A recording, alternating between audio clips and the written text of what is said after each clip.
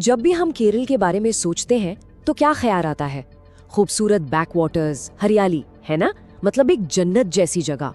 लेकिन इसी जन्नत में एक बंगला ऐसा भी था जिसने एक बहुत ही खौफनाक राज छिपा रखा था। चलिए आज इसी मामले की तह तक चलते हैं। तो ये कहानी है चेरितला नाम के एक छोटे से शहर की और वहाँ के एक 2.5 एकड़ के बंगले की। बाहर से देखने में तो ये एक आम सा बंगला था, लेकिन अंदर एक आदमी रहता था और उसके साथ कई लाशें। जी हाँ, लाशें।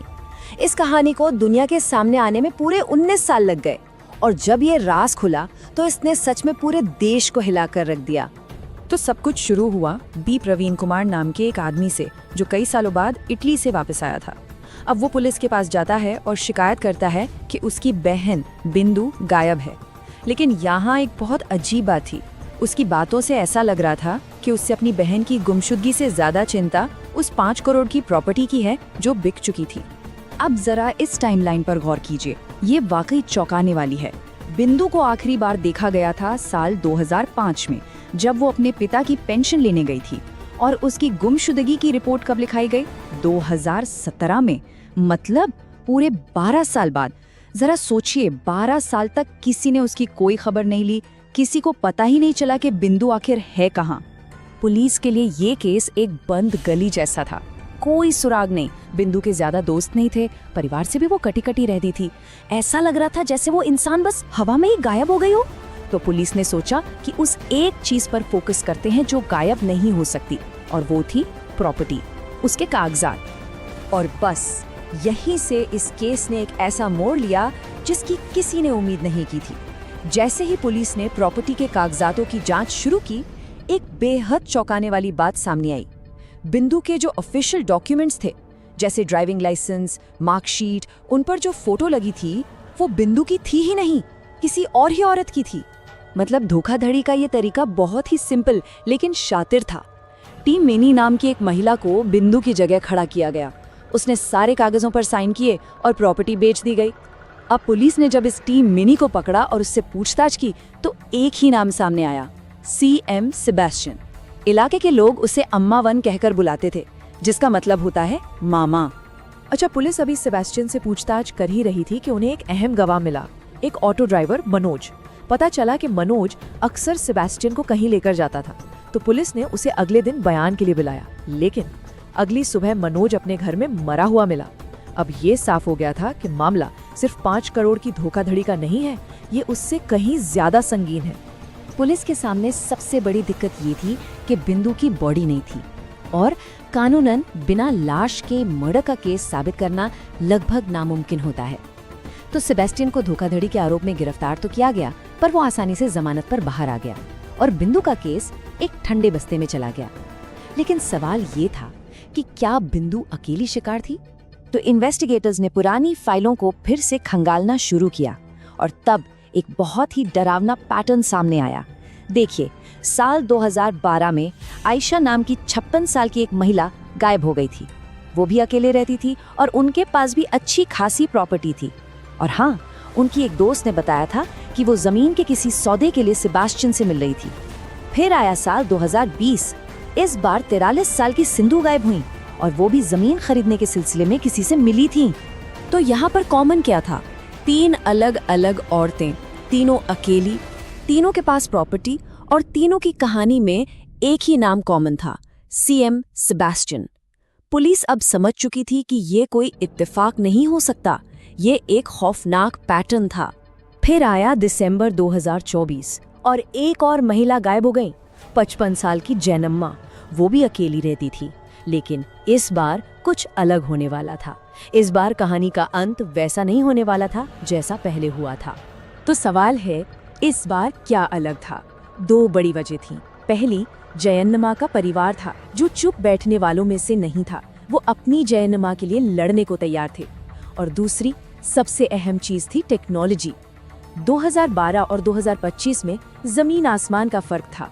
अब पुलिस के पास मोबाइल लोकेशन डेटा था, हर जगह CCTV कैमरे थे और टेक्नोलॉजी ने ही पहला बड़ा सुराग दिया।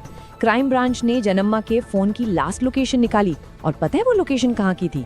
पल्लीपुरम, ठीक उसी इलाके की जहाँ सेबेस्टियन का घर था। ये बहुत बड़ा ब्रेक थ्रू था। इसके बाद पुलिस को एक दुकान का सीसीटीवी फुटेज हाथ लगा और उस फुटेज ने सब कुछ साफ कर दिया। उसमें सेबेस्टियन जेनेमा का फोन रिचार्ज करवा रहा था और ये फुटेज जेनेमा के गायब होने के बाद का था। बस अब पुलिस के हाथ में सिर्फ शक नहीं था, एक पक्का सबूत था। तो 28 जुलाई को सेबेस्टियन को गिरफ्तार कर लिया गया और पुलिस की एक बड़ी टीम उसके 2.5 एकड़ के बंगले पर तलाशी के लिए पहुंची। उन्हें पता था कि अंदर कुछ न कुछ जरूर मिलेगा, लेकिन जो मिलने वाला था उसकी कल्पना किसी ने नहीं की थी। वो एक घर की तलाशी लेने नहीं जा रहे थे, वो सेबेस्टियन के पर्सनल कब्रिस्तान में कदम रख रहे थे। 2.5 एकड़, जरा सोचिए कितनी बड़ी जगह होती है। बाहर से देखने पर वो बस एक सुंदर सा बंगला था, चारों तरफ पेड़ पौधे हरियाली। कोई सोच भी नहीं सकता था कि उस हरी भरी जमीन के नीचे मिट्टी में कितने खौफनाक राज दफन हैं। खुदाई शुरू हुई और ज्यादा देर नहीं लगी। जमीन से बाहर झांकती हुई एक चीज दिखी, एक इंसानी खोपड़ी। बस उस एक पल में सारे शक, सारे सवाल, सब यकीन में बदल गए।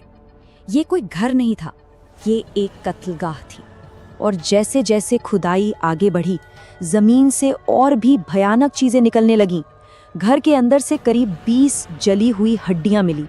जली हुई, इस एक शब्द पर गौर कीजिए।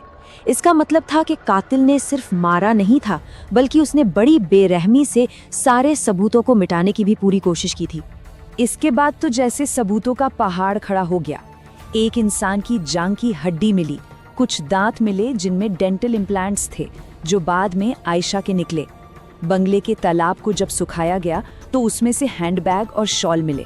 बाथरूम की टाइलों पर खून के धब्बे मिले, जो जेनेमा के खून से मैच हो गए।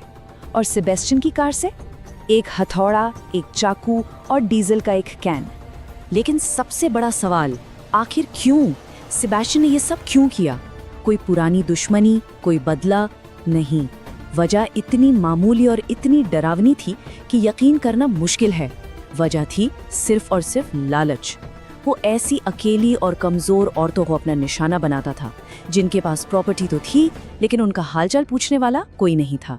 उसका काम करने का तरीका भी एकदम तय था। पहला स्टेप, दोस्ती करो, भरोसा जीतो। दूसरा स्टेप, उन्हें किसी बहाने अपने घर बुलाओ। तीसरा स्टेप, उनकी हत्या कर दो। चौथा स्टेप, शरीर के टुकड़े करके अपनी ही 2.5 एकड़ की जमीन में अलग अलग जगह दफना दो। और आखिरी स्टेप, कुछ समय बाद जब शरीर गल जाए तो हड्डियों को वापस निकालो और सबूत मिटाने के लिए उन्हें जला दो।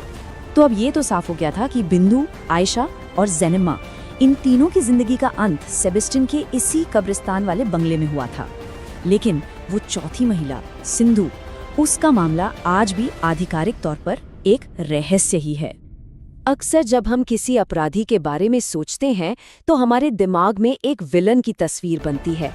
लेकिन क्या कोई ये सोच सकता है कि अम्मावन, यानी एक मामा जैसा भरोसेमंद लगने वाला इंसान ही असली अपराधी निकलेगा? ये केस इसी एक सवाल पर सोचने को मजबूर करता है कि शैतान का कोई एक चेहरा नहीं होता, वो किसी भी भरोसेमंद नकाब के पीछे छिपा हो सकता है। अगर आपको हमारा वीडियो देखने में अच्छा लग रहा है तो चैनल को सब्सक्राइब कर देना